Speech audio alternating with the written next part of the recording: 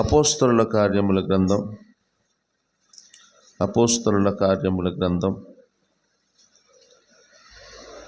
4వ అధ్యాయం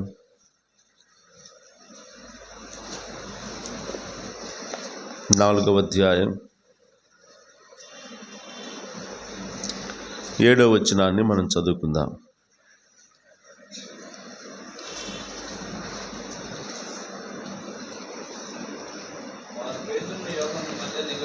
వారు పేతురును యోహానును మధ్యన నిలువబెట్టి, మీరు ఏ బలము చేత ఏ నామమును బట్టి అడుగగా మీరు చేసి తిరిగిన అడుగగా. చాలు, చిన్న ప్రార్థన చేసుకుందాం. కరుణా సంపన్నుడైన మా ప్రియ పరలోకపు తండ్రి, మీ పరిశుద్ధమైన ఘనమైన ఉన్నతమైన నామాన్ని బట్టి మీకు వందనాలు స్తోత్రాలు చెల్లిస్తూ ఉన్నాం. చదవబడిన లేఖనంలోండి మీరే మాతో మాట్లాడమని మా ప్రభువును రక్షకుడైన యేసుక్రీస్తు వారి అద్వితీయమైన సమానమైన నామములో వేడుకొని ప్రార్థిస్తున్నాము తండ్రి, ఆమేన్. ప్రభునందు ప్రియులారా, మనం చదువుకున్న ఈ భాగము గత ఆదివారం మనం కొన్ని సంగతులు ధ్యానం చేశాం.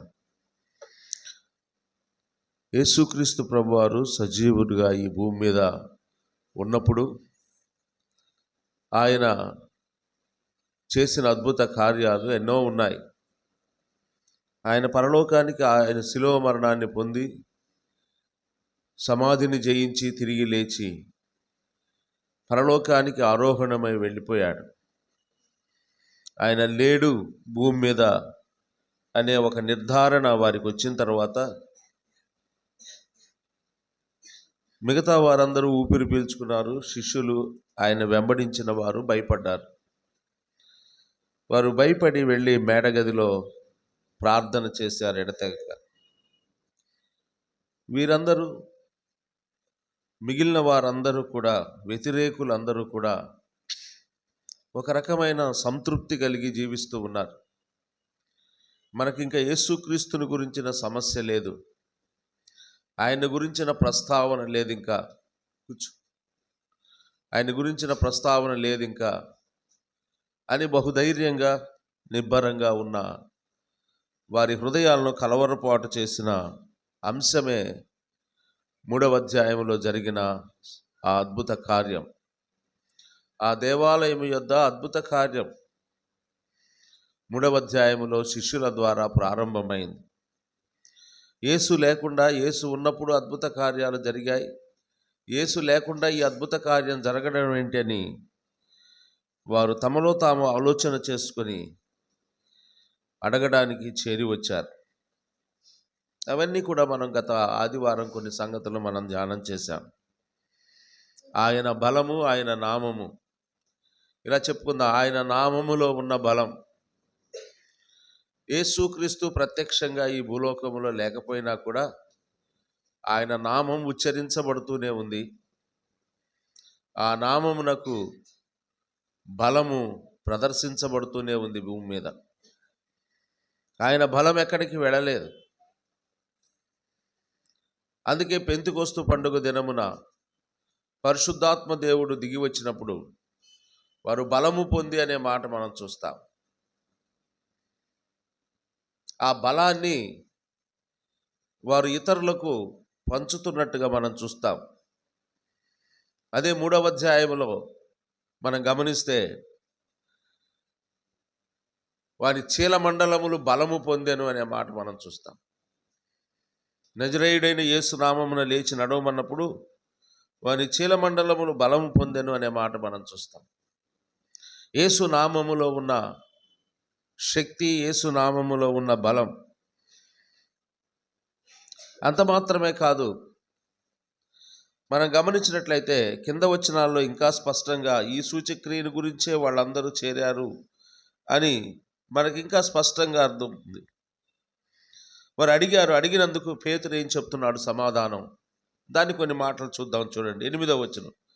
పేతురు పరిశుద్ధాత్మ నిండిన వాడై ఇట్లనెను, ప్రజల అధిపతులారా, పెద్దలారా, ఆ దుర్బలునికి చేయబడిన ఉపకారమును గూర్చి వాడు దేవుని వలన స్వస్థత పొందెనని నేను మిమ్మును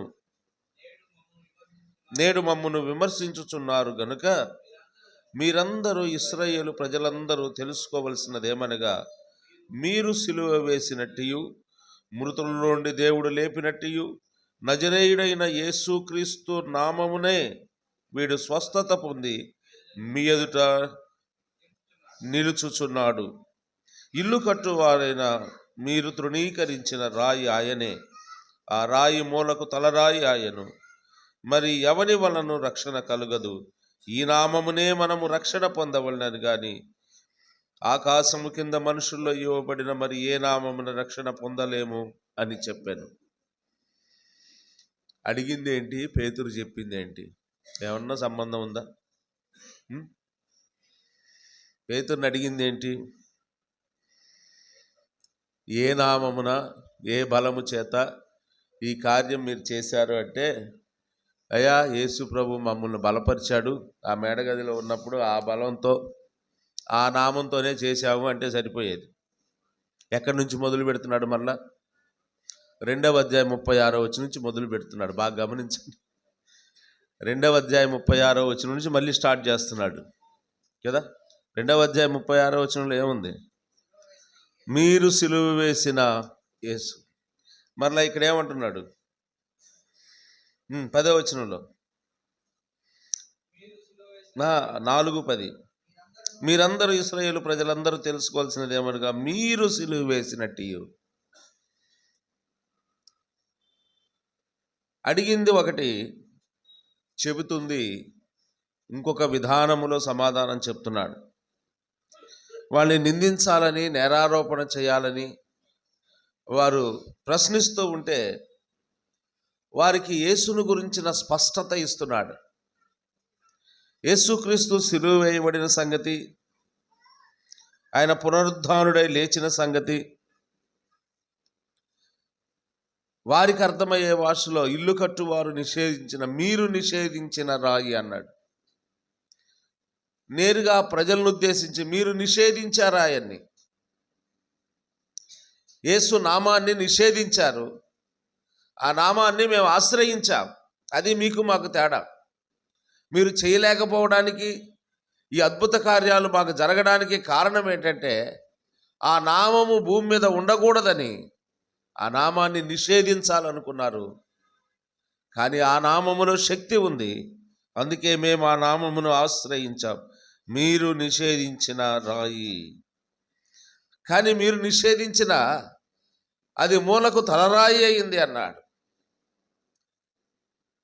మీరు ఎవరినైతే ఎన్నిక చేయలేదో అతనే కార్నర్ పిల్లర్గా, కార్నర్ స్టోన్గా, ఒక ప్రాముఖ్యమైన నామం అది. ఆ నామం లేదు భూమి మీద అనుకోవడానికి వీల్లేదు. ఆయన లేడు కానీ ఆ నామం భూమి మీద ఉంది. ఆయన ఇక్కడ లేడు కానీ ఆయన బలం భూమి మీద ఉంది. ఆయన బలము, ఆయన నామాన్ని ఆశ్రయించామని బహుధైర్యంగా, వారికి బహుస్పష్టంగా రక్షణను గురించిన వివరణ కదండి. ఇంకా ఏ నామమున రక్షణ కలుగదు, ఈ నామమునే రక్షణ. వారికి సువార్త చెప్తున్నాడు. ఎంత ధైర్యం అండి! అసలు పట్టకొచ్చిన దాంట్లో అదొక కారణం. వీళ్ళని గమ్మునుండండి అంటే యేసుక్రీస్తు చనిపోయిన తర్వాత మరలా 3వ దినమున ఎక్కడికి వెళ్ళారు? 3 గంటలకు దేవాలయమునకు వెళ్ళారు. అసలు దేవాలయంలో కనబడకూడదనే కదా నిషేధించింది. యేసుక్రీస్తు అనే పేరు ఉండకూడదనే కదా ఇంత చేసింది. అనేక రకాల సందిగ్ధ పరిస్థితుల్లో ఉన్న వారు పేతురు, యోహాను నిలబెట్టి అడుగుతున్నారు. వీళ్ళ వల్ల వచ్చే ప్రమాదం ఏంటి అని మనం గమనిస్తే ఇంకా ఎంత పవర్ఫుల్గా తయారయ్యారు. తర్వాత ఒక్క మాట భవిష్యత్తులోకి వెళ్దాం. 17వ అధ్యాయం చూడండి, అది అపోస్తల కార్యముల గ్రంథం.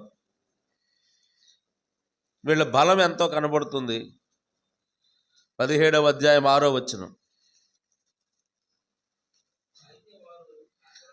అయితే వారు కనబడినందున యాసోనును కొందరు సహోదరులను ఆ పట్టణపు అధికారుల యొద్దకు ఈడ్చుకొని పోయి భూలోకమును తల్లకిందులు చేసిన వీరు ఇక్కడికి కూడా అపోస్తలులు మాత్రమే కాదు, 17వ అధ్యాయంకి వచ్చేలకే ఈ బలమైన యేసు నామాన్ని బట్టి అద్భుత కార్యాలు చేయడం ఎవరి దాకా వచ్చింది? సహోదరులు అన్నాడు. అపోస్తలులకు మాత్రమే కాదు, ఏదో ప్రత్యేకంగా అపోస్తలులకు మాత్రమే ఆ పవర్ ఇచ్చి వెళ్ళాడు దేవుడు, మనకెందుకు ఉంటుంది అనుకుంటాం అనేక సార్లు. వీళ్ళేం చేశారంట? భూలోకమును తల్లక్రిందులు ఎవరి శక్తి వలన, ఏ బలము చేత అంటే యేసు నామం వలనే. యేసు నామం వలనే అనేక అద్భుతాలు చేశాడు. ఇంతకీ ఆ యేసు నామం వలనే మనం ఈ దినాన మందిరములో కూర్చొని ఉన్నాం. వారిని చెదరగొట్టాలని, ఆయన వెంబడి తిరిగేవారు ఉండకుండా ఉండాలని ఆలోచన చేస్తే, పేతురు ప్రసంగిస్తే ఎంతమంది రక్షించబడ్డారు? అసలు వీళ్ళని ఏమని పిలుచుకొచ్చాడు పేతురు యోహాల్ని? ఏమిస్తానని చెప్పి పిలిస్తే వచ్చారు వీళ్ళు వలలు విడిచిపెట్టి వచ్చారు కదా. ఒక్కొక్క వల ఎంత ఖరీదు ఉంటుందో తెలుసా? లక్షల్లో ఉంటుంది. సముద్రపులో వలలేసే వాళ్ళు ఆ వలలు చాలా ఖరీదు ఉంటాయి. అటువంటి లక్షల ఖరీదైన వలలు విడిచిపెట్టారు, సంపాదన విడిచిపెట్టారు, వారి వృత్తిని విడిచిపెట్టారు, యేసును వెంబడిస్తూ వచ్చారు. వాటిని విడిచిపెట్టి వచ్చేటప్పుడు ఏమిస్తానని చెప్పాడు వాళ్ళకి? మీకు మనుషులను బట్టి జాలర్లుగా ఇస్తాను, జాలర్లుగా చేస్తాను అన్నాడు. దాని అర్థం అంటే ఏంటి? ఏమిస్తానన్నట్టు అది కూడా చెప్పండి క్లియర్గా. వీళ్ళు కొంచెం విద్య లేని పామర్లు కదా, వీళ్ళు ఇలా అనుకొని ఉంటారు. చేపలు బట్టే వలలు మన దగ్గర ఉన్నాయి, ఈయన ఏం వలలు ఇస్తాడు మనకి? ఇంకా ఖరీదైన వలలు ఇస్తాడు కావాలా, ఇక మనుషులను పట్టొచ్చు మనం అన్నాడే కానీ ఆ వలలు ఎప్పుడు ఇలా వీళ్ళకి 3.5 సంవత్సరం ఎదురు చూశారు. రేపిస్తాడు కావాలా, వచ్చే నెలలో ఇస్తాడు కావాలా, చెప్పాడు కదా నేను మిమ్మల్ని మనుషులు బట్టి జాలర్లుగా చేస్తాను. ఆ కొత్త పోస్ట్ ప్రమోషన్ వచ్చింది మనకి. మనం ఇక నుండి చేపలు పెట్టే పోస్ట్ కాదు మంది, మనుషులు బట్టం. అవి ఎంత పెద్ద వలలో ఇస్తాడో అని ఆ వలల కొరకు ఎదురు చూస్తూ ఉన్నారు. ఇప్పుడు ఇస్తాడు అప్పుడు ఇస్తాడు అనుకుంటూ సమయం దాటిపోయింది. ఒకరోజు అకస్మాత్తుగా పరలోకానికి ఆరోహణమై వెళ్తూ వల లేకుండే వెళ్ళిపోయాడు. ఎందుకంటే యోహాను సువార్త 21వ అధ్యాయంలో మనకు అది కనపడుద్ది. ఆయన పరలోకానికి ఆరోహణమై వెళ్ళిన తర్వాత ఇంకేం చేయాలా? ఇస్తానన్నాడు, హ్యాండ్ ఇచ్చి వెళ్ళిపోయాడు. టాటా చెప్పి వారు చూస్తుండగా అయ్యా వలలు ఇస్తానన్నావు, ఆ వలల సంగతి ఏడని పెట్టేవేమో చెప్పు ఒక మాట అనే అవకాశం కూడా వాళ్ళకి ఇలా. వారు చూచుచుండగంటే వాళ్ళకు కూడా తెలియదు ఆయన ఆరోహణమై, అకస్మాత్తుగా ఆయన ఆరోహణమై వెళ్ళిపోయాడు. మరలా 2 దేవదూతలుండి చెప్పాడు ఆయన ఏ రీతిగా పరలోకానికి వెళ్ళాడు అదే రీతిగా వస్తాడు అని. ఆయన వచ్చినప్పుడు ఆ వలలు ఇచ్చినప్పుడు ఇన్నాళ్ళు మన సంపాదన అంతా పోగొట్టుకున్నాం, ఇంకా ఏదో ఒకటి చేసుకోవాలని మళ్ళీ పాత వలలకు వెళ్ళిపోయారా లేదా? 21వ అధ్యాయంలో యోహాను సువార్త మరలా పాత వలలు చేత పట్టుకున్నారు. తర్వాత వారిని 2-3 సార్లు ఆయన పరోక్షంగానే ఆయన వారికి ప్రత్యక్షమై వారిని స్థిరపరిచాడు, బలపరిచాడు. కానీ ఈ పేతురు యోహాన్లు ఇద్దరిలో వలలు ఈకుండే పోయాడనే ఒక కొరత మాత్రం ఉందా లేదా? ఉండే ఉంటుంది. వలలు ఇస్తా ఈకుండా పోయాడు, మనుషుల్ని ఎట్టబట్టాలి అర్థం కాల. ఇప్పుడు వారు ప్రజల్లోకి వచ్చారు. వారు ప్రజల్లోకి వచ్చి ఈ మాటే అన్నారు వాళ్ళు కదా. 2:26 2:36 2:36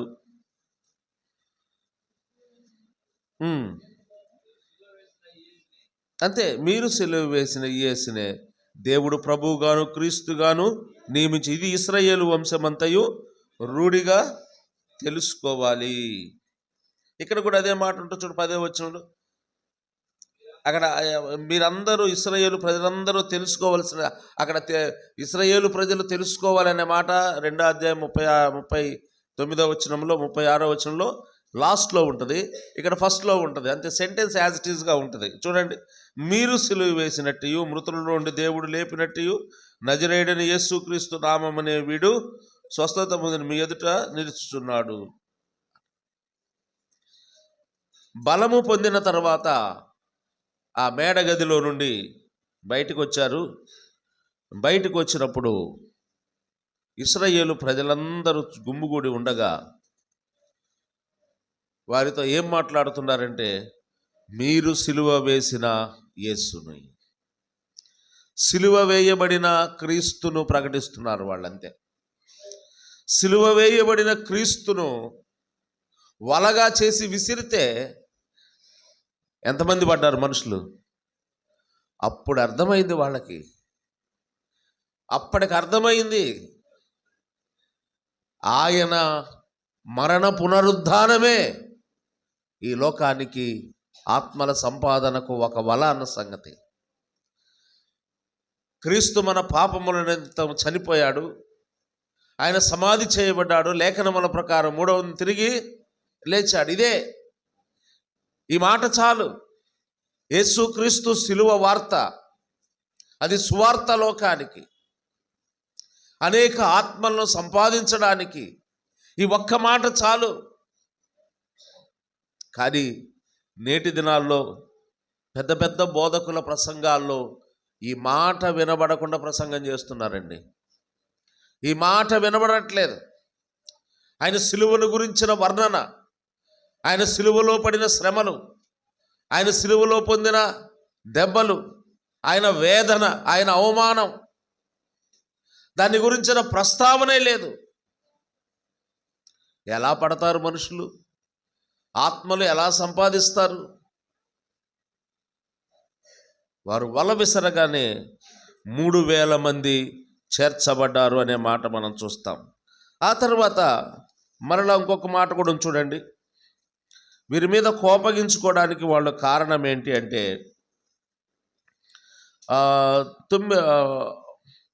ఇంకొక మాట కూడా చూద్దాం. చూడండి, 2వ అధ్యాయం 47వ వచనం, అపోస్తుల కార్యమే. ఆనందముతోను నిష్కపటమైన హృదయముతోను ఆహారము పుచ్చుకొనుచుండిరి, ప్రభువు రక్షణ పొందుచున్న వారిని అనుదినము వారితో చేర్చుచుండెను. సడన్గా ఒకరోజు పేతురు ప్రసంగిస్తే 3,000 మంది చేర్చబడ్డారు. 3,000 మంది చేర్చబడ్డారు. ఎవరితో చేర్చబడ్డారు? ఆ క్లారిటీ ఉండాలి.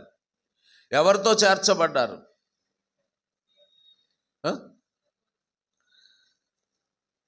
మొదటి అధ్యాయం 14వ వచనములో ఉన్న వాళ్ళతో చేర్చబడ్డారు. వాళ్ళేగా ఉంది. ఆయన పిల్లలుగా, సంఘముగా ఆయన వెంబడించిన వారు మిగిలిన ఎంతమంది? వాళ్ళే. అందరూ అంతకుముందు ఉన్న వాళ్ళందరూ ఎటోళ్ళంటే వెళ్ళిపోయారు కదా. ఎవరు? 12వ వచనంలో చూడండి, 12వ వచనం నుంచి, అప్పుడు వారు ఒలీవలు అనబడిన యేసుక్రీస్తు పరలోకానికి ఆరోహణ వెళ్ళిన తర్వాత బిక్కమొకాలు వేసుకొని, అప్పుడు వారు ఒలీవలు అనబడిన కొండకి యెరూషలేమునకు తిరిగి వెళ్ళిరి. ఆ కొండ యెరూషలేమునకు విశ్రాంతి నడదగినంత సమీపమున ఉన్నది. వారు పట్టణములో ప్రవేశించి తాము బస చేయుచుండిన మేడగదిలోనికి ఎక్కిపోయిరి. వారెవరనగా పేతురు, యోహాను, యాకోబు, ఆంద్రేయ, ఫిలిప్పు, తోమా, బర్తలోమయి, మత్తయి, అల్ఫై కుమారుడు యాకోబు, జెలోతే అనబడిన సీమోను, యూదా అనువారు, యాకోబు కుమారులకు యూదా అనువారు, వీరందరూ, వీరితో కూడా కొంత స్త్రీలను, యేసు తల్లి అయిన మరి ఆయన సహోదరులను ఏకమనస్సుతో ఎడతెక్క ప్రార్థన వీళ్లతో చేర్చబడ్డారు. ఇప్పుడు చెప్పండి, ఒకదానికొకటి లింక్ అవుతుంది. మీరు గమనించండి. అపోస్తల గారు 2:42 వచ్చేలోకి అన్ని లింక్ అవుతాయి ఇక్కడ. వీళ్ళు ఏం చేస్తున్నారు? ప్రార్థన చేస్తున్న వారితో చేర్చబడ్డారు. అక్కడున్న వారితో 12వ అధ్యాయం నుండి 14వ అధ్యాయం వరకు ఎవరెవరైతే ఉన్నారో వారు ఏం చేస్తున్నారు? యేసు నామమున ప్రార్థన.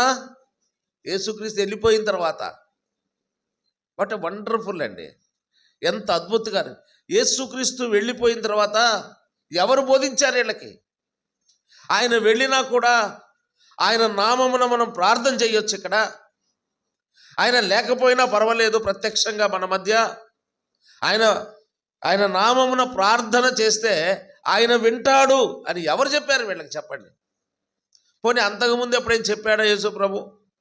నేను చనిపోయి పరలోకానికి ఆరోహణమై వెళ్ళిన తర్వాత కూడా మీకు ఈ అవకాశం ఉంది, ఈ ఫెసిలిటీ ఉంది, మీరు ఇక్కడ నుంచి హలో అంటే నేను పలుకుతాను ప్రార్థన ద్వారా అని ఏమైనా చెప్పాడా వీళ్ళకి? చెప్పలేదు. కనబడకుండా వెళ్ళిపోయాడు. నీరసించిపోవాల్సింది, బలహీనులు అవ్వాల్సింది. వారు బలము పొందారు. వారు బలముతో, సరే బలహీనంగానే ఉన్నారనుకుందాం, భయంతోనే ఉన్నారు. ఆయన చూసుకొని మనం ధైర్యంగా ఉన్నాం ఇన్నాళ్ళు. ఇప్పుడు ఆయన లేకుండా ఈ యూదులను ఎదుర్కొనేది ఎట్లా? ఈ రోమా ప్రభుత్వం వ్యతిరేకంగా ఉంది కదా మనకని భయపడి వారు మేడగదిలో దాక్కున్నారు. కానీ అక్కడికి ఉన్నా కూడా, ఆపదలో, ఇబ్బందిలో, కష్టములో ఉన్నా కూడా యేసు నామాన్ని బట్టి మనం ప్రార్థన చేస్తే, ఇక్కడ వారికి ప్రార్థన చేయడం నేర్పించాడు కదా 11వ అధ్యాయం లూకాసు వార్తలో. అడిగి నేర్చుకున్నారు కదండి, అది అక్కరకు వచ్చింది. ఇప్పుడు 11వ అధ్యాయం 1వ వచనం చూడండి, లూకాసు వార్త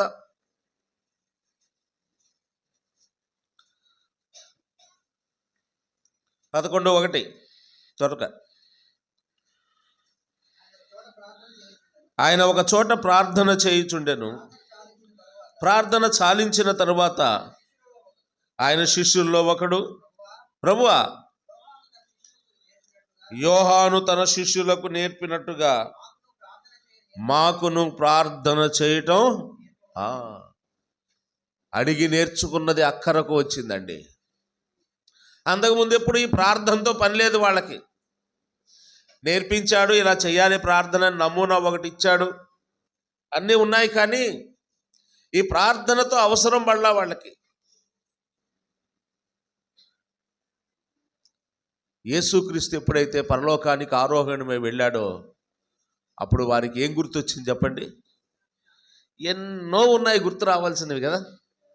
యేసుక్రీస్తు ప్రభువును వెంబడించిన రోజు నుండి 3.5 సంవత్సర కాలం యేసుక్రీస్తుతోనే ఉన్నవారు వీళ్ళు కాదా?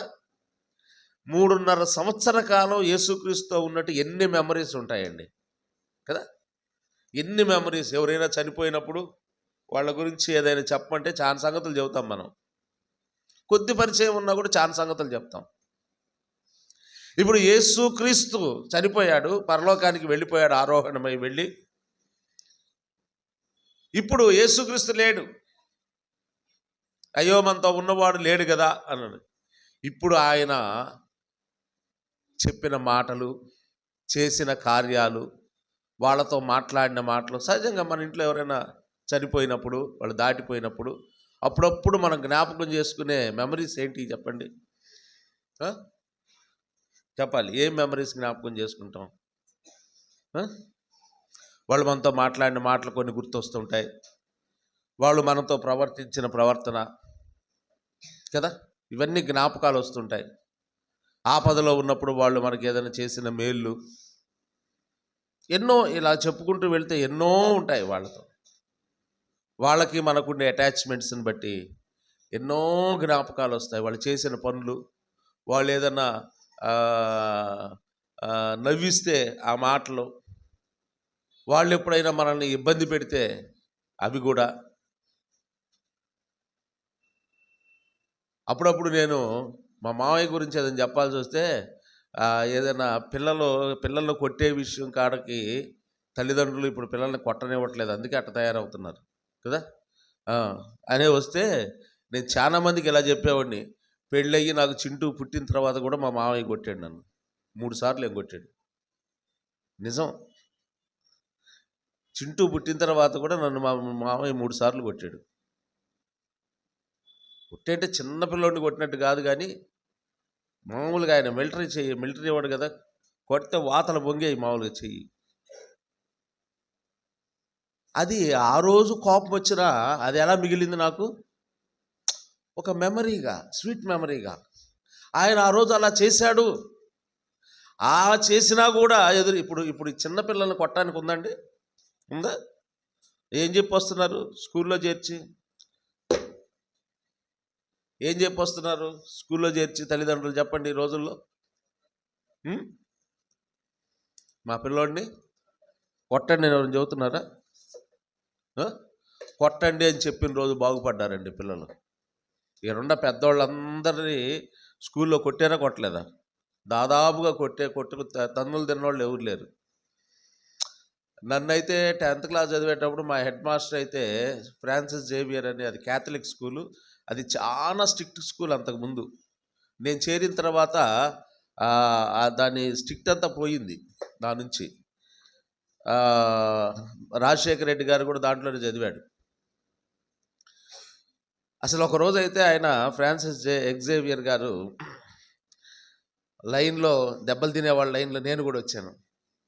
ఇట్లా చూసి ఒకరోజు వెళ్ళిపో అన్నాడు. నాకు అర్థం కాలే అప్పుడు. వాణిలే నా మీద ఏదో దేవుడు నా మీద కొంచెం జాలి కలిగించినట్టున్నాడు అనుకొని పాలిపోయా. పెద్ద అయిన తర్వాత అర్థమైంది, కొట్టడానికి కూడా ఇసుకొచ్చింది ఆయనకి. నన్ను కొట్టడానికి కూడా ఇసుకొచ్చేసి కొట్టకుండా నన్ను పక్క వెళ్ళిపోయి మిగతా వాళ్ళని కొట్టాడు అంతే. నేను మంచోడని కాదు, ఆయన అన్నిసార్లు కొట్టాడు నన్ను, ఇంకేం కొడతాడు. ఈ రోజుల్లో మనం చేర్చినప్పుడు చెప్పే మాట, ఏం మాట చెప్తున్నావు? అందుకే స్వీట్ మెమరీస్ ఉండవు. మీకు గుర్తుపెట్టుకోండి, మా తల్లిదండ్రులతో మాకుండే స్వీట్ మెమరీస్ ఇప్పుడున్న పిల్లలారా మీకు ఉండవు. మీరు పోగొట్టుకుంటున్నారు. ఎందుకంటే బ్లాక్మెయిల్ చేయడం స్టార్ట్ అయింది పిల్లలు ఇప్పుడు కదండి. పిల్లలు తల్లిదండ్రులు ఏం చేస్తున్నారు? ఏ వయసు నుంచి ప్రారంభిస్తున్నారు బ్లాక్మెయిల్ చేయటం? ఏ వయసు నుంచి? చిన్నప్పటి నుంచే. వాళ్ళు మనల్ని బ్లాక్మెయిల్ చేస్తున్నారు అంటే మన దగ్గర బ్లాక్ స్పాట్ ఏదో ఉంది, లేకపోతే ఎలా చేయగలరండి? వాళ్ళు మనల్ని బ్లాక్మెయిల్ చేయటం ఏంటి? ఎలా చేయగలుగుతున్నారంటే ఏదో బలహీనత మన దగ్గర, బ్లాక్ స్పాట్ ఉంటేనే బ్లాక్మెయిల్ చేయగలరు. కాబట్టి ఎన్నో స్మృతులు, ఎన్నో జ్ఞాపకాలు, ఎన్నో ఉన్నాయి జ్ఞాపకం రావాల్సినవి. కానీ వాళ్ళకు ఒకటి జ్ఞాపకం వచ్చింది. ఏంటి చెప్పండి? ప్రార్థన. అడిగి మరీ నేర్చుకున్నారు, ప్రార్థన చేయడం మాకు నేర్పించు. ఎన్నో చేశాడు కదా ఆయన భూమి మీద. ఏదైనా నేర్పించమని అడిగారా వీళ్ళు? భూమి మీద అనేక అద్భుత కార్యాలు, చనిపోయిన లాజర్ను బ్రతికించాడు, అది నేర్పి ప్రభా, ఎట్టొకట్ట బతుకుతాం మేము, నువ్వేం వల్లెత్తానంటే ఈగిపోయావు కదా. గుడ్డోళ్ళని కుంటోళ్ళని బాగు చేయటం, అది నేర్పించు నాకు, నేను బతుకుతాను. బతుకు తెరువు కోసం వచ్చిన వాళ్ళు ఎవరు లేరండి. బ్రతుకు తెరువు కోసం వచ్చిన వాళ్ళు కాదు, బ్రతుకులు ఇవ్వడానికి వచ్చారు వాళ్ళు. వాళ్ళ జీవితాలు ఇవ్వడానికి వచ్చారు వాళ్ళు. కాబట్టి ఏది గుర్తు రావాలో అదే గుర్తు వచ్చింది. ఆ రోజు కూడా అన్ని ఆలోచన చేసి ఆయన దగ్గరికి వెళ్ళుంటారు వీళ్ళు 12 మంది శిష్యులు. ఆయన్ని అడుగుదాం, ఏం వల్ల ఇట్లేదు, ఏమి ఇట్లేదు, మనం ఎట్ట బతకాలా, ఈయన ఎప్పుడు పోతాడో మనల్ని వదిలిపెట్టి, తర్వాత మన బ్రతికేంది, ఈయన నమ్ముకొని అన్నీ వదిలేసి, వ్యాపారాలు సంపాదనలు అన్నీ వదిలేసి ఈయనమ్మడి తిరుగుతున్నాం, తర్వాత మన పిల్లల పరిస్థితి ఏంటి, మన భవిష్యత్తు ఏంటి అనే ఆలోచన వీళ్ళకుంది. సరే మరి ఏదో ఒకటి నేర్చుకుందాం, ఆయన ఉన్నప్పుడే ఏదో ఈ గారడీ చేసుకొనన్నా బతకొచ్చు, అద్భుతాలు స్వస్థతలు చేసుకొని సభలు పెట్టుకొని బతకొచ్చు అని వాళ్ళకి ఆలోచన రాలా. ఆఖరికి ఏదో ఒకటి ఈరోజు ఆయన దగ్గర నేర్చుకోవాలనుకున్నారు. ఏమడుగుదాం అనుకున్నారు? అనుకుంటారు కొంతమంది ఆవేశపరులు ఉంటారు కదా శిష్యుల్లో, అరే చచ్చిపోయిన వాళ్ళు బతికేయటం సూపర్ అన్నిటికంటే, దానికే కాసులు బాగా రాలితే ఈ జబ్బులు దగ్గులు కాలు నొప్పులు కడుపు నొప్పులు తగ్గించే వాటికంటే ఆ స్వస్థత చచ్చిపోయిన వాళ్ళు బతికిస్తామంటే ఇంక వస్తారు కదా మొత్తం. అంతా డిస్కషన్ చేసుకొని ఫైనల్గా ఒకటి అడుగుదామని నిర్ణయించుకున్నారు. ఏమడుగుదాం అనుకున్నారు? ఎందుకు ఆ నిర్ణయానికి వచ్చి ఉంటారు వాళ్ళు? మిగతా అద్భుత కార్యాలు, నీళ్ళను ద్రాక్షారసంగా మార్చాడు, ఎన్నో ఎన్నో సూచక్రియలు చేశాడు. వాటేవి అడగకుండా ఒక్క ప్రార్థనే అడుగుదామని ఫైనల్కి వచ్చేసారు. వాళ్ళందరూ ఒక సమిష్టిగా ఒక అభిప్రాయానికి వచ్చారు. ఇవన్నీ వద్దు కానీ ప్రార్థన చేయమన్నాడు, ప్రార్థన చేయటం నేర్పించని అడుగుదాం అనుకున్నారు. ఎందుకు ఆ కంక్లూజన్కి వచ్చారు వాళ్ళు? ఇవన్నీ దాని ద్వారానే సాధ్యమవుతాయన్న సంగతి వాళ్ళకి పిచ్చోళ్ళు కాదు వాళ్ళు.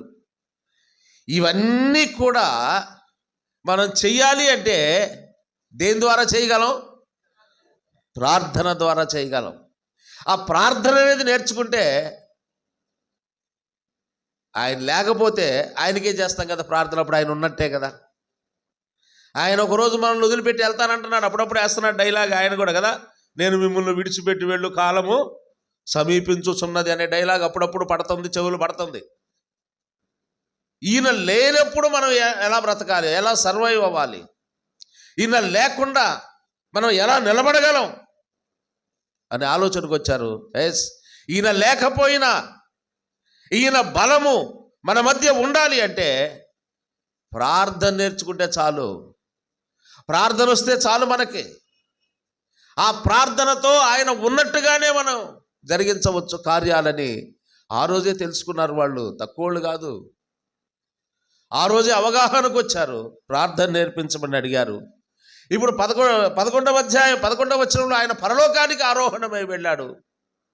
వెళ్ళంగల్లే ఆ రోజే వీళ్ళకి మనసులో ఉంది, ప్రార్థన నేర్పించడం నేర్చుకున్నారు కదా. వెంటనే వారందరూ కూడా కదండి మేడగదిలోనికి వెళ్ళి ఏం చేస్తున్నారు? ఏ మనసుతో చేస్తున్నారు? ఏక మనస్సుతో. అందరూ ఒకే అభిప్రాయం, ఒకే ఏకాభిప్రాయానికి వచ్చి ప్రార్థన చేస్తున్నారు. యూనిటీ కనబడుతుంది వాళ్ళలో. చెదిరిపోయే తత్వం కనబడట్లేదు. అంతకుముందు యేసుక్రీస్తును బంధించినప్పుడు శిష్యులు ఎటువంటి చెదిరిపోయారు. కానీ ప్రార్థన వారిని ఎక్కడికి తీసుకొచ్చింది? యూనిటీలోకి తీసుకొచ్చింది, ఏకత్వంలోకి తీసుకొచ్చిందండి. భిన్నత్వంలో ఉన్న వారిని ఏకత్వంలోకి తీసుకొచ్చేది ప్రార్థనే. సంఘములో అనేక రకాల అభిప్రాయాలు, అనేక రకాల ఇబ్బందులు. మొన్న నేను వెస్ట్ గోదావరి వెళ్ళినప్పుడల్లా ఒక సంఘం సమస్య ఎప్పుడు పోయినప్పుడల్లా నా దగ్గర కూర్చొని నా చెవు నవ్వులుతుంటాడు ఒక ఆయన. నేను ఆ ప్రాంతం వెళ్ళానంటే ముందు ఆయన ఎక్కడ మీటింగ్ సభలు జరుగుతున్నాయి వెళ్ళానంటే ముందు ఆయన వచ్చాడు లేదు చూస్తుంటాను నేను. ఆయనకి అక్కడ బ్రదర్ అంటాడు, ఏందన్నా నువ్వు ప్రకాశం జిల్లా నుంచి ఆయనకి భయపడుతున్నావు? నిజంగా బ్రదర్, ఆయన ఎటు నుంచి వస్తాడు నాకు అన్నట్టు. ఎట్నుంచో ఒకటి నుంచి వస్తాడు, గబక్కన వచ్చి కూర్చుంటాడు. అన్న మా సంఘంలో పరిస్థితులు ఇలాగున్నాయి. ఇక వాళ్ళ సంఘంలో గొడవలు, పరిస్థితులు, సమస్యలు, సహోదరుల మధ్య ఒకళ్ళ మీద ఒకళ్ళు చెప్పడం, ఇవన్నీ చెప్తా ఉంటాడు. ఒకసారి రావాలి మా సంఘానికి. అసలు ఇన్ని చెప్పిన తర్వాత ఎవడన్నా వస్తాడా? నేను ఒకరోజు అన్నాను, బ్రదర్ ఇన్ని చెప్పావు నువ్వు, సమస్యలు చెప్పిన తర్వాత ఒకసారి రావాలంటున్నావు, ఏ ముఖం పెట్టుకొని వచ్చేది నేను? మీకే ఒకళ్ళకొకళ్ళకి ఐక్యత లేదు. నువ్వు వచ్చి వాక్యం చెబుతా. ఇవన్నీ కథలు చెప్పాకండి. నేను వచ్చి వాక్యం చెప్పినా, బిల్లి గ్రహం గారు వచ్చి వాక్యం చెప్పినా మీకు వాక్యం తెలియక, వాక్యం ఎక్కువై తన్నులు అట్లు, ఇవన్నీ జ్ఞానం ఎక్కువైపోయి పరిస్థితులు ఇవన్నీ.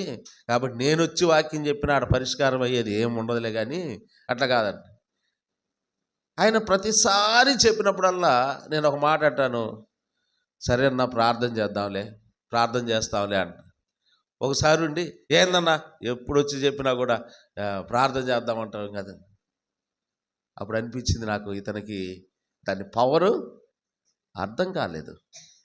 ప్రార్థన ఐక్యతను తీసుకొస్తుంది. ఏక మనస్సులోకి వచ్చారు వాళ్ళంతా.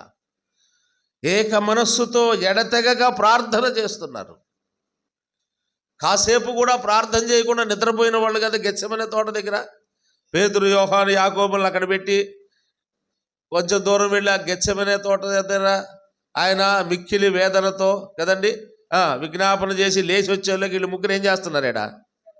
నిద్రపోతున్నారు. ఇప్పుడు ఏక మనస్సుతో ఎడతెగక కంటిన్యూగా చేస్తున్నారు ప్రార్థన. ఎడతెక్క ఎన్ని రోజులు చేశారు తెలుసు వాళ్ళు? ఎన్నో రోజు పరిశుద్ధాత్మ దేవుడు దిగొచ్చింది? 50వ రోజు. దట్ మీన్స్ పెంటికోస్టల్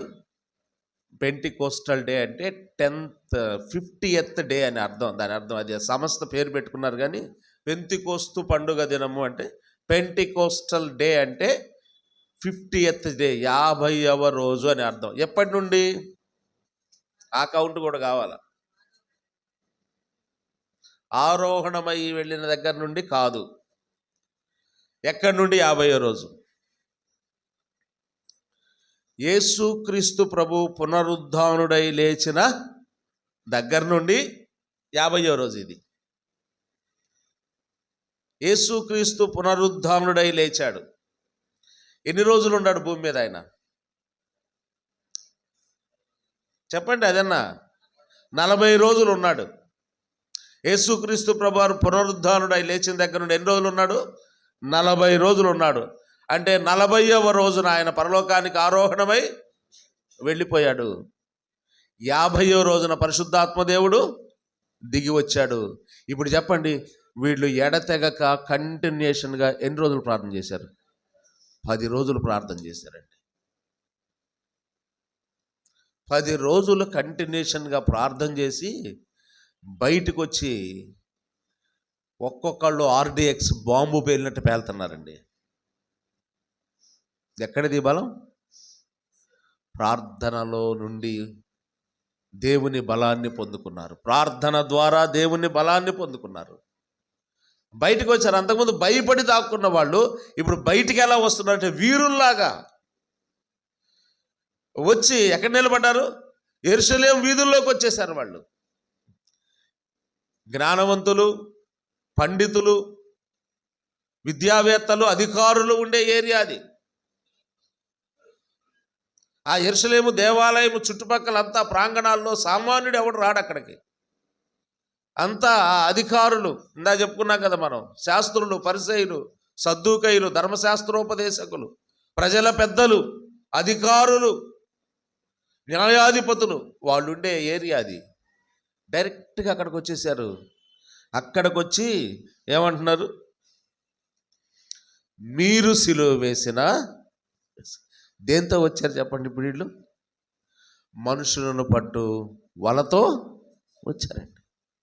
ఎడదగ్గ ప్రార్థన చేసి యేసు నామమున వల తీసుకొని వచ్చి యేసు నామమున వేస్తున్నాం మేము. అది కూడా వాళ్ళకి చేతవు. ఒకరోజు చేపలు దొరకలేదు, రాత్రంతా శ్రమ పడ్డారు, చేపలు పట్టలేదు. ఆయన వచ్చి ఏం చెప్పాడు? నా మాట చొప్పున, నా మాట చొప్పున వలవేయి పడతాయి అన్నాడు. ఆయన మాట చొప్పున వల వేస్తే పడ్డాయి. ఆయన మాట, ఆయన నామం బలమైనవి అన్న సంగతి. ఆయన మాట, ఆయన నామమున ప్రార్థన, ఆయన మాటలు జ్ఞాపకం ఉన్నాయి వీళ్ళకి. ఆయన నామమున ప్రార్థన చేస్తున్నారు. ఇప్పుడు బయటకు వచ్చి వల విసిరారు. ఏమంటున్నారు? ప్రారంభమే, మీరు సిలువ వేసిన, మీరు సిలువ వేశారు ఆయన్ని. వేసేటప్పుడు ప్రశ్నించే ధైర్యం వీళ్ళకి లేదు. ఆ రోజు ఎందుకు లేదు? ప్రార్థనలో బలపడలేదు అప్పటికి వారు. ఇంకా వేసే రోజు ఆయన పట్టుకున్నప్పుడు పారిపోయారు ఎటోళ్ళటు. కానీ ఇప్పుడు వచ్చి అంటున్నారు, మీరు సిలువ వేశారు ఆయన్ని. మీరు సిలువ వేసిన ఆయన చనిపోయి సమాధి చేయబడి పునరుద్ధానుడై తిరిగి లేచాడు. అందుకు మేము సాక్షులం. ఈ మాట వింటూ ఉంటే 3,000 మంది చేర్చబడ్డారు. 3,000 మంది చేర్చబడ్డారు. ఆ తర్వాత 4:4 చూడండి. అపోస్తుల కార్యం 4:4 వాక్యము వినిన తర్వాత 3,000 మంది చేర్చబడ్డారు. 47వ వచనం 2:47 చదవండి.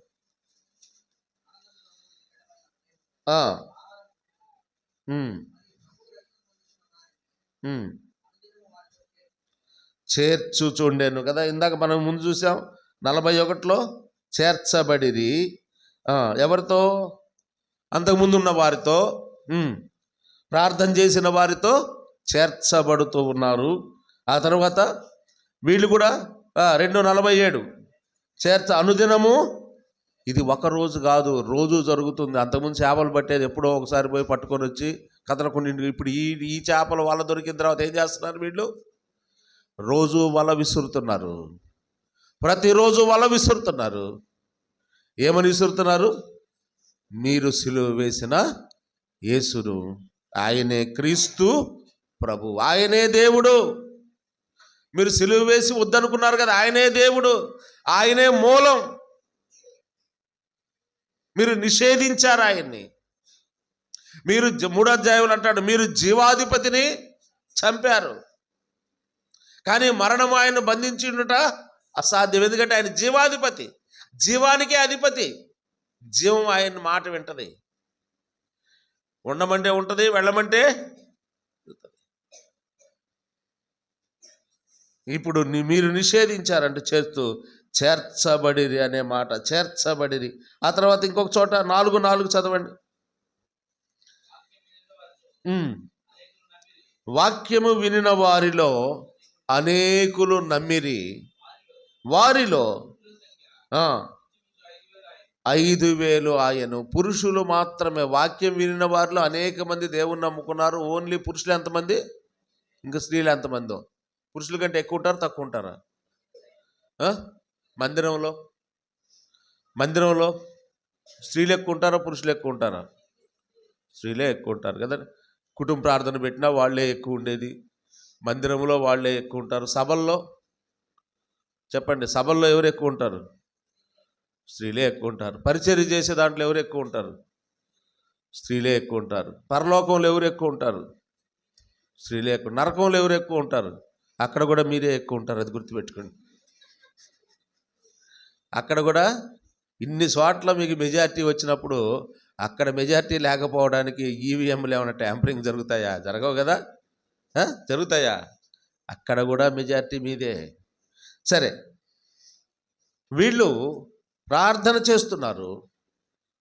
వారు వాక్యము అనే మాట 4:4లో 5,000 మంది అంటే ఇంకా స్త్రీలు ఎంతమందో ఇంకా ఎక్కువ ఉంటారు. వాళ్ళందరూ కూడా చేర్చబడుతూ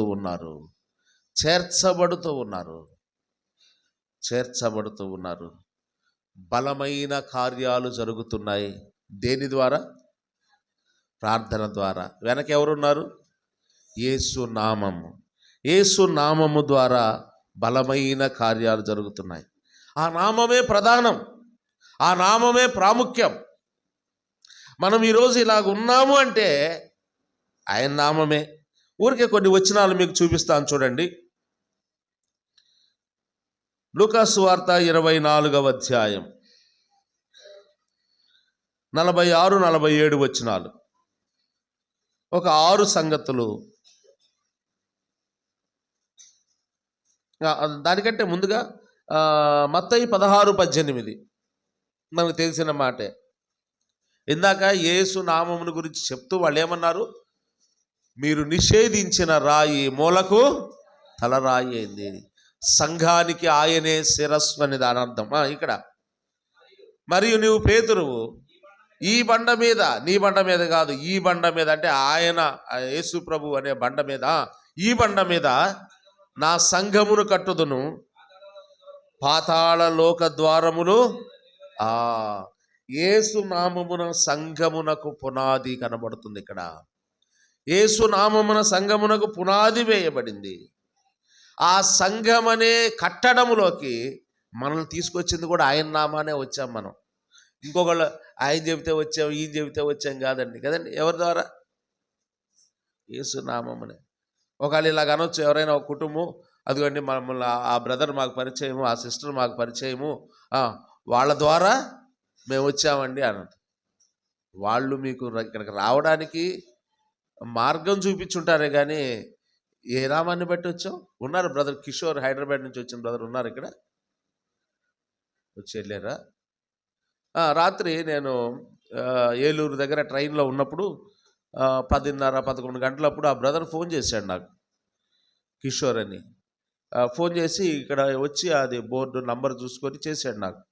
హైదరాబాద్ నుంచి ఇట్లా వచ్చామన్నా, మేము ఇక్కడ ఎక్కడో రెసిడెన్స్లో ఉన్నాము, లాడ్జ్లో, వేరే పని మీద వచ్చాము, మరి రేపు సండే వర్షిప్కి రావాలి మీ దగ్గరికి అని. ఏ నామమును వచ్చాడు? ఏ నామాన్ని బట్టి వచ్చాడు? యేసునామమే. అందరం ఒక చోట కూడి ఉన్నాం ఇప్పుడు. ఏ నామం? ఏ నాయకుడి కోసమైనా వస్తామా మనం అందరం? యేసునామం. చూడండి ఆ మాటలు 24, 46, 47 వచనాలు.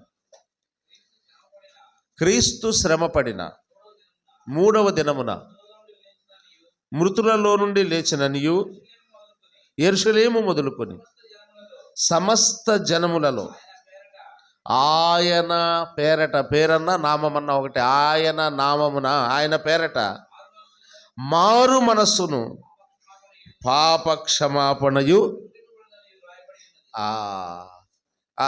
ఆయన నామమున మారు మనసు పాప క్షమాపణ ప్రకటింపబడునని.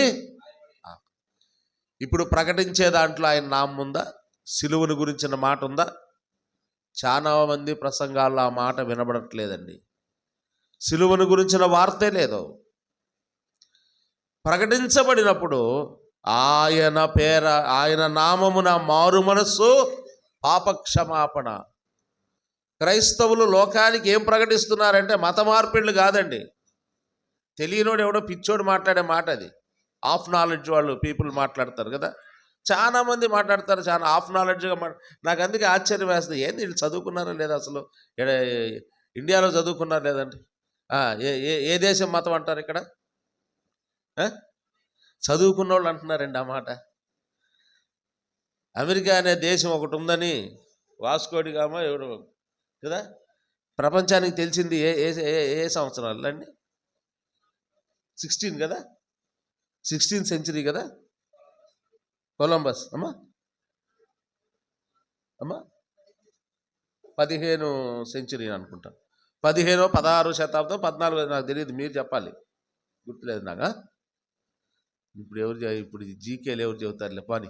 మొత్తానికి నాకు తెలిసి 16వ శతాబ్దంలోనే అమెరికా దేశం అనేది ఒకటి, అమెరికా ఖండం అనేది ఒకటి ఉంది అని ప్రపంచానికి తెలిసింది. అంతకుముందు అది ఉందని సంగతి. భారతదేశానికి యేసునామం ఎప్పుడు వచ్చిందండి చెప్పండి? ఎవరి ద్వారా వచ్చింది? తోమా ద్వారా వచ్చింది. యేసుక్రీస్తు శిష్యుల్లో ఒకడు. నీ గాయాల్లో వేళ్ళు పెట్టి చూస్తే కానీ నేను నమ్మను అన్నవాడు భారతదేశానికి వచ్చాడండి.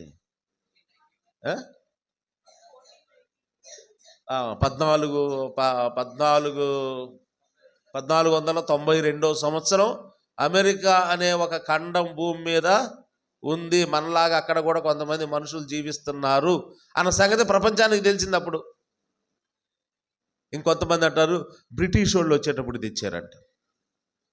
బ్రిటిష్ వాళ్ళు వచ్చేటప్పుడు తెచ్చారు. అవునా?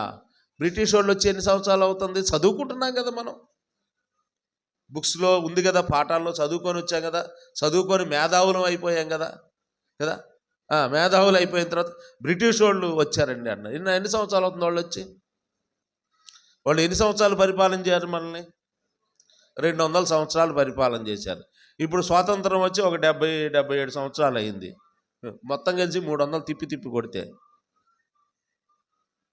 మొదటి శతాబ్దములోనే యేసునామము ప్రపంచవ్యాప్తంగా వెళ్ళిపోయిందండి. అది ఎక్స్ప్లోజింగ్ అంటే బాంబు కనుక బ్లాస్ట్ అయినట్టు ప్రపంచమంతా ఎక్కడి నుండి ఎడతెగక వారు ప్రార్థన చేసి బయటికి వచ్చి కదండి, ఒక్కొక్కళ్ళు ఎక్స్ప్లోజర్ పేలినట్టుగా పేలారండి. ప్రపంచవ్యాప్తంగా వెళ్ళిపోయారు శిష్యులు. ఆ 11 మంది శిష్యులు అపోస్తలుడైన పౌలు వారితో ఏకీభవించి వారిని దేవుడు బలంగా ఖండాంతరాలుగా వెళ్ళారు, సువార్త ప్రకటించారు. వాడు ప్రకటించిన సువార్త ఏంటో తెలుసా? రండి, 1 కొరింథీయులకు రాసిన పత్రిక 15వ అధ్యాయం 1వ వచనం చదవండి. వాళ్ళు ప్రకటించిన సువార్త అదే.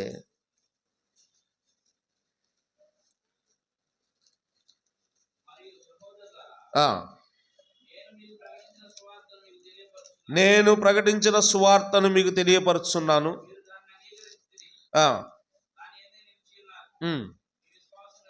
మూడో వచనం, నాకు ఇయ్యబడిన ఉపదేశము మొదట మీకు అప్పగించింది. నాకు ఇయ్యబడిన ఉపదేశము అంటే పౌలు నాకు ఉపదేశాన్ని ఇచ్చాడు దేవుడు, అది మీకు ప్రకటిస్తున్నాను అన్నాడు. అంటే ఇప్పుడు మేడగదిలో వీళ్ళకి ఉపదేశాన్ని కూడా ఇచ్చాడా లేదా?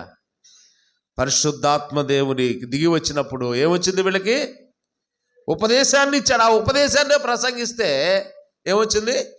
3000 మంది రక్షించబడ్డారు. ఇప్పుడు చెప్పండి, ఏంటో చెప్పండి. ఉపదేశం, దేవుని స్వార్థ. ఏం ఉపదేశం ఇచ్చాడు? అయ్యా మీరు లేకుండా వెళ్ళిపోయారు, మీరు సిలువేసి చంపేశారు, మమ్మల్ని ఏం చేస్తారని ప్రార్థన చేసి ఉంటారు వీళ్ళు మామూలుగా మేడగదిలో. అసలు మీరు బయటికి వెళ్ళి ఎత్తాల్సిందే ఈ మాట అన్నాడు ఆయన. ఏమెత్తాలి? మీరు సిలువ వేసిన యేసు ఎవరో తెలుసా?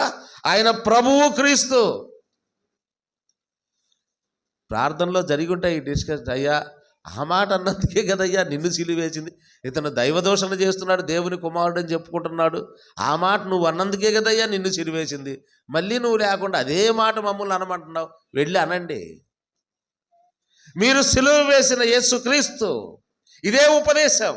ఈ వల తీసుకెళ్ళి విసరండి. అక్కడ అంటున్నాడు చూడండి, నాకు ఇవ్వబడిన ఉపదేశము మొదట మీకు అప్పగించితిని. ఏం ఉపదేశం? అదేమనగా, క్లారిటీ ఇస్తున్నా, అదేమనగా పాపక్షమాపణ. ఎవరి వల్ల? ఆయన నామమున. ఇప్పుడు మనం మారు మనస్సు పాపక్షమాపణ పొందామా లేదా? అంటే రక్షణ కదా. మారు మనస్సు పాపక్షమాపణ = రక్షణ. అది గుర్తుపెట్టుకోండి. మారు మనస్సు ప్లస్ పాపక్షమ.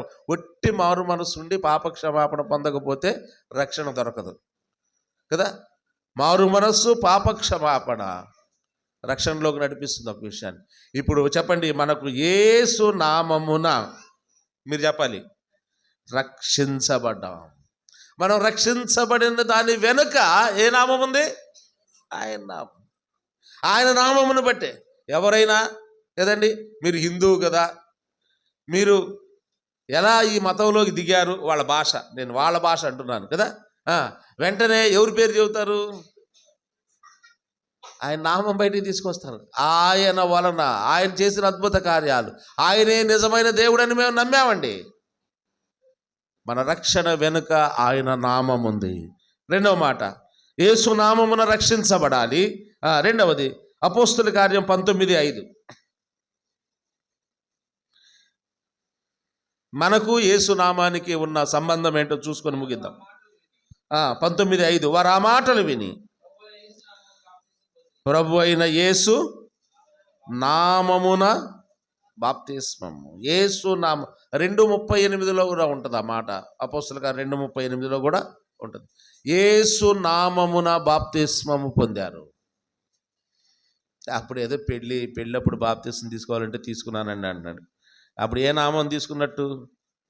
పెళ్లి నామం. అది పెళ్లి నామం వలన తీసుకుంటే పరలోకం పోతారా? ఆ బాప్తిస్మం వలన పరలోకం పోరు. ముందేం రావాలి? యేసు నామమున పాప క్షమాపణ, మారు మనస్సు పొందాలి. ఆ తర్వాత యేసు నామమున ఏం చేయాలి?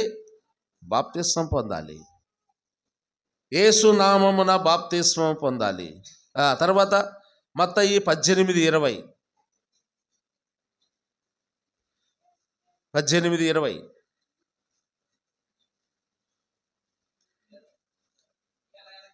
ఏలయనగా 2-3 నా నామమున ఎక్కడ కూడియుందురో అక్కడ నేను వారి మధ్యన ఉందును. ఇక్కడ యేసు నామమున, చెప్పండి, కూడుకొనుట. యేసు నామమున కూడుకుంటే ఆయన అక్కడ ఉంటాడు. అది ప్లేస్ చెప్పలేదు ఆయన.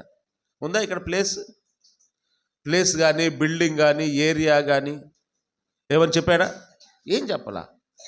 యేసు నామమున కూడుకుంటే అక్కడ నేను ఉంటాను. అది ఎక్కడైనా కావచ్చు. ఇప్పుడు మనం ఏ నామమున కూడుకున్నాం? ఇక్కడ యేసు నామము. ఆయన్ని బట్టే ఇంతమంది ఇంత కూర్చొని ఇంతసేపు నేను చెబుతున్నా కదలకుండా, ఆకలి అవుతున్నా, కోపం వస్తున్నా నా మీద, దిగమింకొని కదండి, ఉంటుంది కదా, ఇంకా వదిలిపెట్టలేదని దిగమింకొని ఆవేశాన్ని అడుచుకొని మీరు కూర్చున్నారు అంటే ఎవరిని బట్టి? యేసునామం. ఆ నామం మనల్ని కూడుకునేటట్టు చేస్తుంది, ఒక చోటకు గ్యాదర్ చేస్తుందండి, ఏకత్వంలోకి తీసుకొస్తుంది. కాబట్టి యేసు నామమున, దీనికి ఏం పేరుదాం? సంఘము అని చేర్చండి, బాగుంటుంది సెంటెన్స్. యేసు నామమున సంఘముగా. ఎందుకంటే అది మత్తయి సువార్త కాబట్టి అప్పుడు సంఘము ఉందా భూమి మీద? ప్రత్యక్షంగా లేదు, పరోక్షంగా ఉందిలేండి ఆది కాండం నుంచి. ప్రత్యక్షంగా ఉందా అప్పటికి? లేదు. అపోస్తలుల కార్యం 2వ అధ్యాయంలో సంఘం ప్రారంభమైంది. ఇప్పుడు సంఘం అని దానికి చేర్చండి. యేసునామమున సంఘముగా కూడుకుంటున్నాము.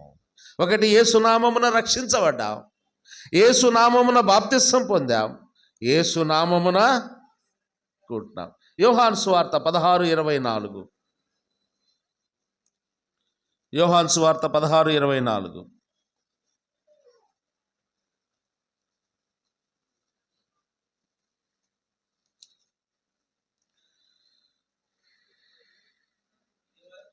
ఇదివరకు మీరేమియు నా పేరట అడగలేదు, మీ సంతోషము పరిపూర్ణలగునట్లు అడుగుడి, మీకు దొరుకును.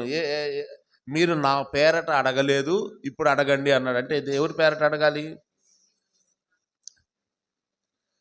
ప్రార్థన అంతా చేసి, అసలు మనం ప్రార్థన ఎవరితో ప్రారంభిస్తాం చెప్పండి?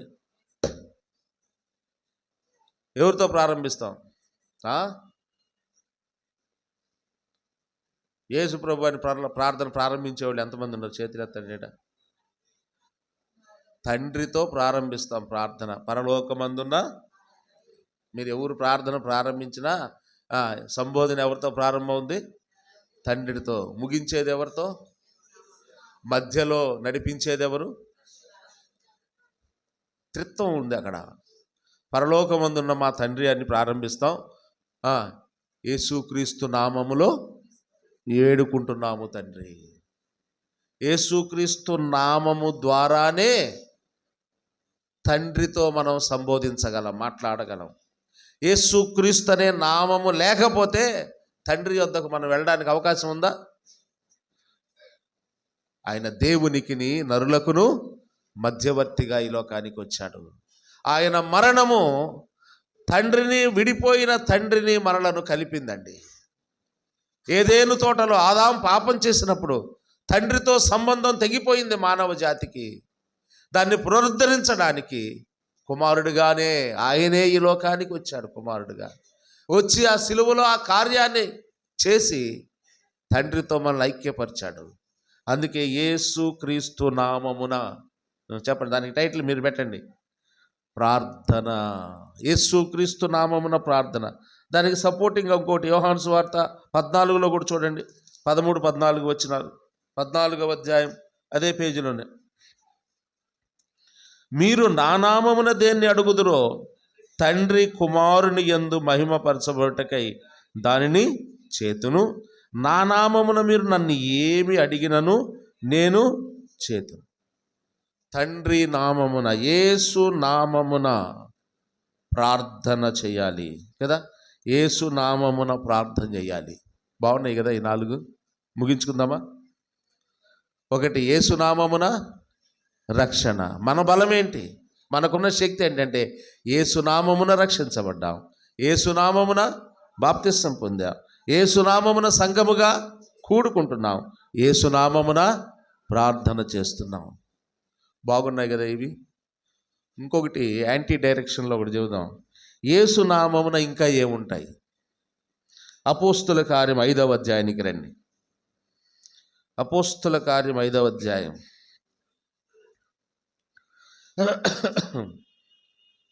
41వ వచనం.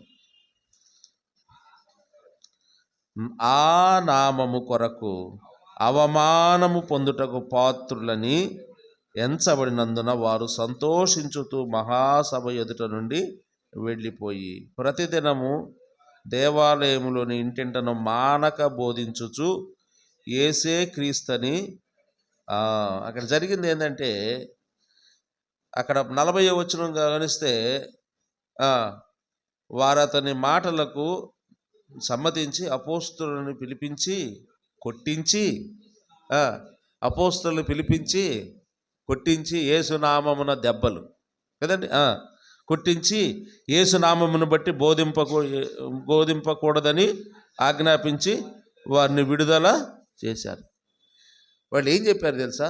పిలిచి కొట్టి, మీరు ఏదైనా బోధ చేసుకోండి,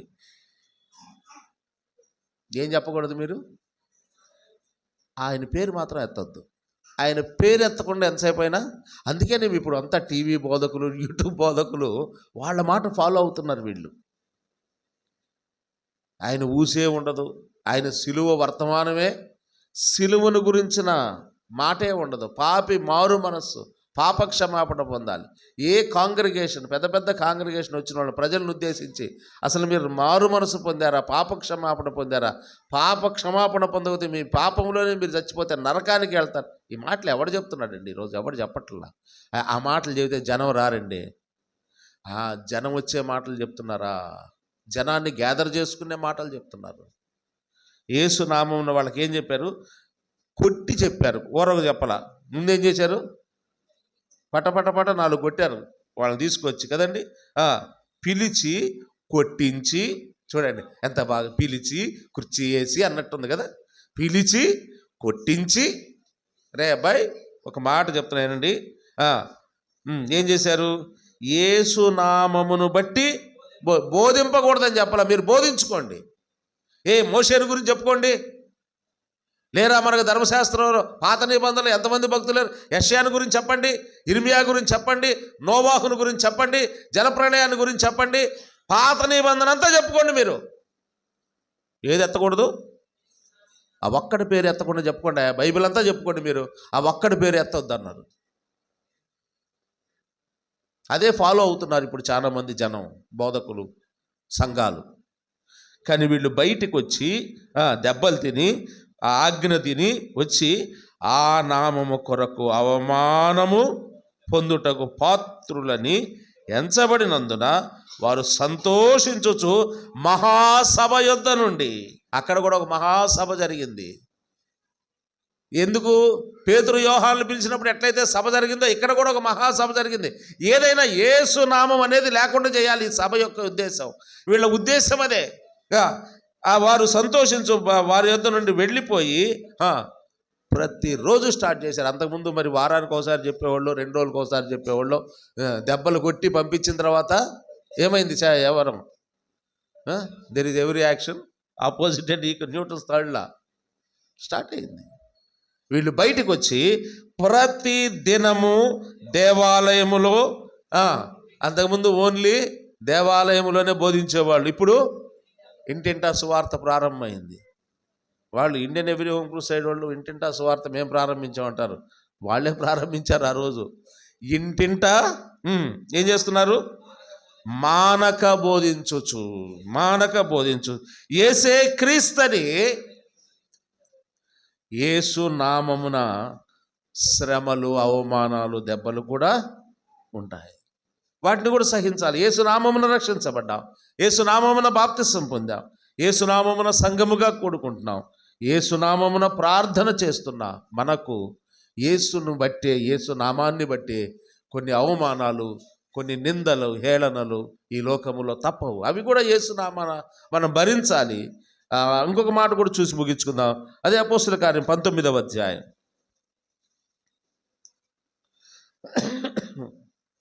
15-16. 19-15-16. అందుకు ఆ దయ్యము, నేను యేసును గుర్తెరుగుదును, పౌలును కూడా ఎరుగుదును, కానీ మీరెవరని అడుగగా ఆ దయ్యము పట్టిన వాడు ఎగిరి వారి మీద పడి వారిద్దరిని లొంగదీసి గెలిచెను. అందుచేత వారు 15-16 నేను తప్పు చదివానా? అదే 17 చూడు, చదవండి. పారిపోయేది. ఈ సంగతి ఎఫెసీలో కాపురమున్న సమస్తమైన యూదులకు, గ్రీసు దేశాలకు తెలిసినప్పుడు వారందరికీ భయము కలిగెను. గనుక ప్రభువైన యేసు నామమున ఘనపరచబడెను. యేసు నామమున ఘనత ఉంటుంది. అవమానం తర్వాత ఏముంటుంది? కొంతకాలం అవమానపడొచ్చేమో యేసునామమున. ఆ తర్వాత ఏం చేస్తాడు? అవమానపడిన వారికి ఘనతన ఆయన నామాన శ్రమ ఉంది, ఆయన నామాన ఘనత కూడా ఉందండి. కాబట్టి యేసు నామము యొక్క బలము మనకు అర్థం కావాలి. ఆ నామము నేటికి మన మధ్య పనిచేస్తుంది. మనం ఈరోజు ఇక్కడ కూర్చున్నామంటే ఆ నామమును బట్టే. ఏ నామమును బట్టి, ఏ బలము చేత మీరిట్టి కార్యములు చేస్తున్నారు అని అడిగిన ప్రశ్న. ఆ నామము, ఆ బలము నేటికి మనతోనే ఉంది ప్రియులారా, మన మధ్యనే ఉంది. మనం ఆశ్రయించాలి. ప్రార్థన ద్వారా ఆశ్రయించినప్పుడు ఆ కార్యాలు, అద్భుత కార్యాలు మన ద్వారా కూడా, ఇందాక ఒక వచ్చిన అపోస్తులు మాత్రమే కాదు, 18వ అధ్యాయంలో సహోదరులు కూడా ఆశ్చర్య కార్యాలు చేశారంట. కాబట్టి ఆ నామమున ప్రార్థన చేస్తే మన కుటుంబాల్లో దేవుడు అద్భుతాలు చేస్తాడు. ఇంకా రక్షించబడిన వారు యేసునామమున రక్షించబడతారు. బాప్తిసం తీసుకోకుండా కొంతమంది వెనక్కి వేస్తున్నారు. వారు యేసునామమున బాప్తిసం తీసుకోవాలి. యేసునామమున సంఘముగా, ఇది క్రమం అండి. నేను వస్తున్నానుగా ప్రతి ఆదివారం, చెల్లదది. నువ్వు వచ్చేది చెల్లుబాటు కాదు. యేసునామమున మారు మనస్సు పొంది, యేసునామమున బాప్తిసం పొంది, యేసునామమున సంఘముగా కూడుకుంటేనే దేవుని దృష్టిలో నీవు చెల్లుబాటు అవుతావు. యేసునామము ఎంత బలమైనది. అందుకే వాడు అడిగిన ప్రశ్న, ఏ నామమును బట్టి ఈ బలమైన కార్యాలు. యేసునామము బలమైన కార్యాలు జరుగుతాయి మన కుటుంబంలో. యేసునామము ద్వారా అనేక అద్భుతాలు జరుగుతాయి. ఆ నామము గొప్ప నామం, ఆ నామము గంభీరమైన నామం, ఆ నామము నేటికి శక్తి కలిగిన నామంగా భూలోకమంతటా ప్రకటించబడుతూనే ఉంది. యేసునామమును ఆశ్రయిస్తే మనం కూడా దేవుని యందు బలవంతులము. మన బలహీనతలు పోగొట్టుకోగలిగిన నామం అది. యేసునామమున నీవు లేచినాడు అనగానే వాడి బలహీనత అక్కడ వదిలిపెట్టేశాడు. లేవలేని స్థితే వాడి బలహీనత. ఆ బలహీనత అక్కడే ఉండిపోయింది. వాడు లేచాడు పైకి. లేచి ఎవరిని స్తుతించాడు? ఇప్పుడు ఒకవేళ స్వస్థత, ఇప్పుడు ఎవరైనా పాస్టర్ గారు ప్రార్థన చేస్తే స్వస్థత కలిగిందనుకో, ఎవరిని ఎక్కువ స్తుతిస్తున్నారు చెప్పండి? ఎవరి పేరు ఎక్కువ చెప్తున్నారు? సరే, ఇలాగ అనుకుందాం, నాకే స్వస్థత వరం ఉందనుకో, నేను మీ ఇంటికి వచ్చి ప్రార్థన చేశాను, పూర్తిగా స్వస్థత వచ్చేసింది అద్భుతంగా. మీరు ఏడకు పోయినా ఎవరి పేరు చెబుతారు? మీరు దేవుని పేరు చెప్తున్నారా? లేదు. పేతురు యోహానులు స్వస్థపరిచారన్న సంగతి తెలియదా వాడికి ఫిలాసఫీ తెలుసా? వాక్యం విన్నాడు ఎప్పుడన్నా? బయట నుండి భిక్ష పడుకోవటానికే ఉండేవాడు. వాడు దేవాలయములోనికి వెళ్ళి అక్కడ చాలా చక్కగా ఉంటుంది దేవుణ్ణి స్తుతి. మనం మనుషుల్ని స్తుతించడం స్టార్ట్ చేశాం, అందుకే పతనం అయిపోతున్నాం. మనుషుల్ని స్తుతించడం ప్రారంభించాం. వాళ్ళ దగ్గర ఉందంటే, వీళ్ళ దగ్గర ఉందంటే అసలు వదిలిపెట్టాము. చాలా చక్కగా వాడు భిక్షగాడు, ఏ రోజు వాక్యం లేదు, వాడికి అనుభవం లేదు, కానీ వాడు దేవాలయంలోనికి వెళ్ళి పేతురు యోహానులకు దండం పెట్టాడే ఉన్నదా? వారు దేవాలయంలోనికి వెళ్ళి దేవుణ్ణి స్తుతిస్తున్నాడు. ఎందుకంటే పేతురు యోహానులు చేసింది కూడా వెనకుండి చేసిన వాడు దేవుడే.